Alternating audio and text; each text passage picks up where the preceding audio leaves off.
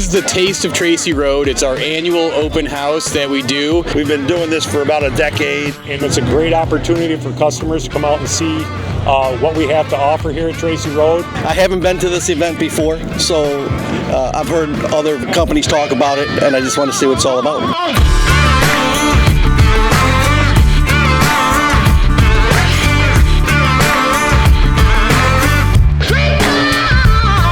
My name's Eric Winkler. I'm the Director of Sales for Hitachi Construction Machinery America.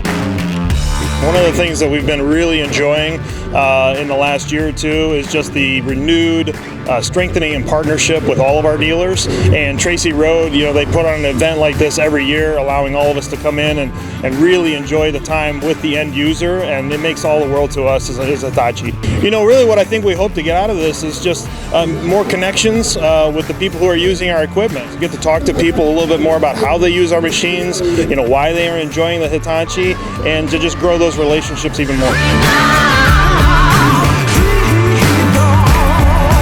Tracey Road, Jerry and Scott Collins, and they've been great with us, and we appreciate them putting on the event, and we look forward to coming here again in the future.